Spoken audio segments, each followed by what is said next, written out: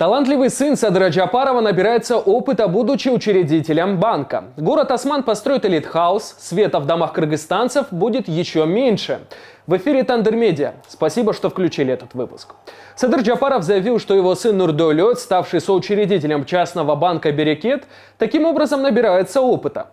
По словам президента, который он озвучил в интервью госагентству Кабара, основатель криптобиржи Binance Чампен Джао в мае приехал в Кыргызстан и предложил открыть здесь цифровой банк. И вот что было дальше.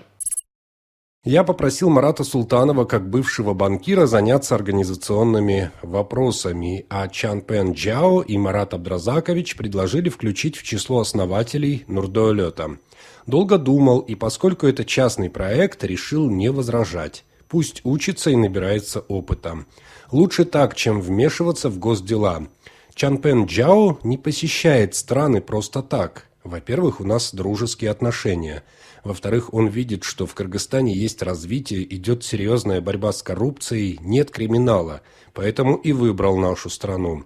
Многие государства пытаются его привлечь, но не могут. От этой деятельности народ Кыргызстана получит только выгоду. Часть прибыли будет делиться с обществом, оказываться помощь сиротам и вдовам, строятся социальные объекты и так далее. Садыр Джапаров напомнил всем нам, что он не протаскивает своих родственников во власть, но зато они очень востребованы в частном секторе.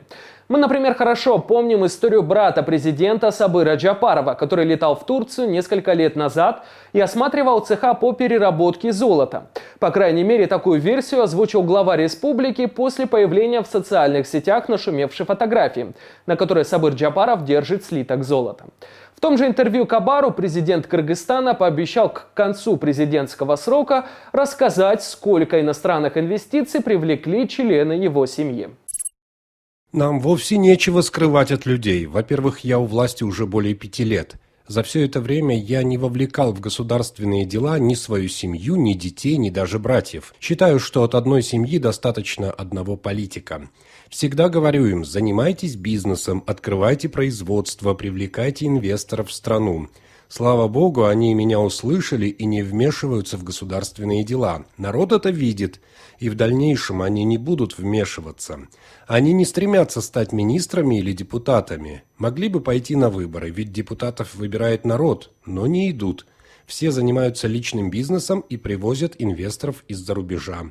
Я всегда говорю: не вывозите деньги из страны, наоборот, привозите капитал в Кыргызстан.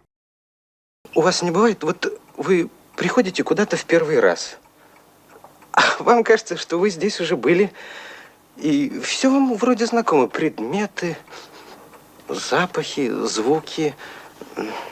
У вас не бывает?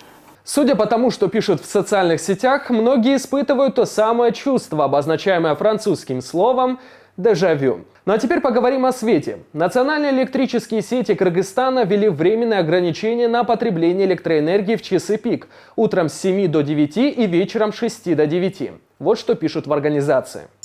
В случае регистрации перегрузки на подстанции для обеспечения ее надежной и стабильной работы мощность на счетчике будет автоматически снижена с 5 кВт до 3 кВт. Рекомендуется в указанные часы не использовать одновременно мощные электрические приборы, обогреватель, утюг, стиральную машину и так далее. Бүгүнкү күнү түндүк электро биздин акыбызга кол салып жатат. Түндүк электро менен кардардын ортосунда 5 кВт электроэнергияга келишим бар. 5 киловаттын ордуна 31 октябрдан баштап түндүк электро 3 киловатт менен бизди чектеп жатат. Биз шаарда турсак бир жөн. Шаардын ичиндеги комуштарда суусу кирген, газы бар. Тилекке каршы биз бир комушта турабыз. Суу менен постоянно перебой болгондуктан биз скважинадан суу алабыз. Биз үйдө сууну тен менен жылытабыз. Тамакты плитка менен бышырабыз. Эмне дегенде газ жок бизде. Плитка менен бышырсаң 2 киловатт. Сууну чыгарыш үчүн 750 ватт. Аристонун 2 киловатт. Бизге 3 киловатт эмнеге жетет? Бизди булар таш дооруна кайтарайын деп атабы же кандай болуп калат бул? 5 киловатт бизге жетет. Бул саналган стандарт 5 киловатт. Бирок 3 киловатт бул эмне деген ушундук. Бүгүнкү күндө Север Электро кардарлардын чөнтөгүнө кол салып жатат.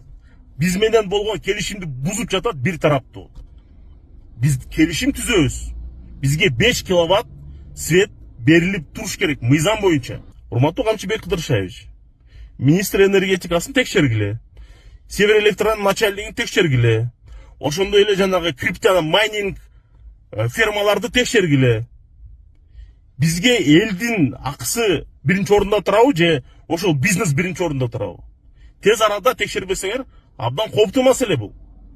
Видя негодование общественности, НЭСК всеми силами пытаются сгладить ситуацию. Сегодня они выпустили видео, в котором замгендиректора Уларбек Дуйшо-Улу на примере одного дома поделился лайфхаками. Сырткы жарыктандырууну, ичтеги жарыктандыруунун бардыгын коштук. Кошумча аристонду жандырдык, холодильникти жандырдык, телевизор иштеп турат. И плюс электроплитаны жандырганыбызда мынакей счетчикти тарсаңыз 2 ноябрь 2025 жыл саат 13-төн 21 өттү. Азыркы учурда мынакей бардыгын кошкондон кийин 4,6 киловатт саатка өттү. Дагы абонентте 5 киловаттка чейин бир 400 ваттык мындай айтканда резерв бар. Эми урматтуу биздин абоненттер кечки учурда, кечки максимумда ошол сырттагы биздин чоң аба чубалгыларга, трансформаторлорго күч келип, ошолорду күйүп кетип бир аварияга учурабаш үчүн биз ошол кечки учурда эмне кылыш керек? Азыр ушул эле учурда мынакей ичкери кирип туруп бардык азыркы биз сайган шаймандардын бардыгы калат. Болгону электр плитасын өчүргөнүбүздө эмне болот? Ошону бир көргөзүп коелу. Так. Все. Электр плитаны өчүрдүк. Электр плитаны өчүргөнүбүздө так башынан көргөзөйүн. 2 ноябрь 2025 жыл саат 13-төн 23 өттү. Азыркы учурда мынакей 2,5 киловатт саат нагрузка менен алып. Бул 2,5 киловатт саатка эмне кирип атат, урматтуу биздин абоненттер? Көргөнүңүздөр эле сырткы жарыктандыруу, ички жарыктандыруулардын бардыгы берки майда лампочкаларды алганда жок дегенде бир 20 чакты лампочка жанып турат. Андан сырткары аристон турат. Аристондон тышкары холодильник иштеп турат и телевизор турат да. Кошумча дагы абоненттин ол жерде мынакей көрүп атабыз. Бир 500 ваттык резерв турат. Представитель НЭСК Ицабек Урусбаев в сегодняшнем эфире Беренчи радио предложил тем, кому не хватает электричества, переходить на безлимитный тариф. Стоимость 1 киловатт-часа по нему составляет 3 сома 81 тыйын. Выходит, что перегрузка на подстанции, видимо, возможна только при более дешевом тарифе. Еще Урусбаев назвал причиной энергодефицита в стране. Оказывается, потребление света растет быстрее, чем производство. И это происходит не первый год. Причин очень много. Я могу сказать, что, например, каждый год у нас добавляется абонентов 30 тысяч абонентов. Ежегодно? Да. За 9 месяцев 2025 года уже добавилось 25 тысяч абонентов. Понимаете, статистика очень идет. И я вот сейчас могу сказать по потреблению и выработку. Вот выработка в 2015 году, например, было 12 миллиардов 900 миллионов киловатт-часов. В 2025 году 14 миллиардов 600 миллионов киловатт-часов. А потребление в 2015 году было 13 миллиардов 500 миллионов киловатт-часов. А в 2025 году 18 миллиардов 700 миллионов киловатт-часов. Вот разница чувствуется в выработке и потреблении, понимаете? Потребление растет в разы, а выработка электроэнергии как бы несущественно изменилась. После такого хочется рассказать, что Кыргызстан сохраняет за собой лидерство по темпам строительства в ЕАЭС. За год объем работ увеличился почти на 45,5%. Армения, которая на втором месте, отстает от нас на 17%. И сдавать свои позиции Кыргызстан не собирается. Стройка века все-таки состоится. И говорю я о строительстве города Осман на Иссык-Куле. Возводить его будут частные компании. Об этом сообщил глава Нацагентства по инвестициям Равшанбек Сабиров. Одной строительной компании выделено 100 гектаров земли, другой 80. Общая площадь Османа 4000 гектаров. Мы приглашаем все компании для участия в строительстве города. Условия для всех одинаковые. Те, кто хочет реализовать свои проекты и инновационные идеи, могут обратиться в дирекцию. Вчера на Иссык-Куле презентовали проект. Говорят, даже Садыр Джапаров приезжал. Известно, что одна из компаний, которая будет строить Осман Elite House, ее основатель Тимур Фазиев, был вчера на мероприятии. Вот он, прекрасный макет нашего проекта совместно с китайцами. Вон там вот Тимур Азаматович сидит, вместе с китайцами обсуждают. Совсем недавно уехали сами 01, его жена были на передовой. К сожалению, пруфов нету, потому что телефоны были изъяты службой государственной охраны. Интересно, что бизнес-коуча, основателя Elite House Фазиева в 2022 году назначили главным по строительству Османа. На тот момент он был подозреваемым по делу о коррупции. Я назначен руководителем проекта жилого большого города, современного экогорода. Осман называется, на Иссык-Куле. Это будет новый город на 500 тысяч человек. Однако руководил проектом он недолго, всего несколько месяцев. На его место назначили Руслана Акматалиева. В конце 2023 года Тимура Фазиева задержали и обвинили в легализации отмывания преступных доходов. Он просидел около полугода в СИЗО, после чего его выпустили под подписку о невыезде. Тогда писали, что он заплатил $3 миллиона. В Кыргызстане представили паспорта нового образца. Выдавать их начали уже с сегодняшнего дня. Управляющий делами президента Каныбек Туманбаев заявил, что новые паспорта невозможно подделать. На визовых страницах изображены достопримечательности и историко-культурные символы. Есть среди них и новое здание администрации Ынтымак-Ордо. Да, Ынтымак-Ордо тоже, да. Вот смотрите, тоже очень хороший ракурс, думаю. И, соответственно, мы тоже праздничные вот добавили фейерверки. Салюты, фейерверки, соответственно, тоже. Сотрудники ГКНБ сегодня задержали 3 мужчин в Джалалабадской области, которых подозревают в вымогательстве и шантаже мигрантов в России. По данным ведомства, задержанные заручились поддержкой приближенных к Камчи Кольбаева. Ранее их уже привлекали к ответственности по тяжким преступлениям. Их водворили в СИЗО.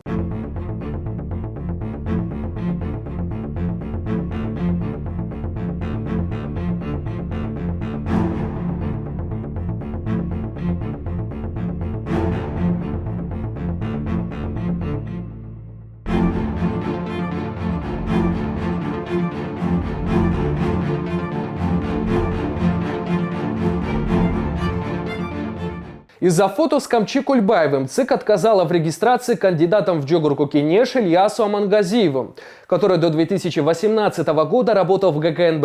В Центральную избирательную комиссию поступила справка от Министерства внутренних дел, в которой сообщалось об этой фотографии. В ходе допроса Амангазиев признался, что на изображении он. Напомню, досрочные выборы в Джогурку-Кенеш пройдут 30 ноября.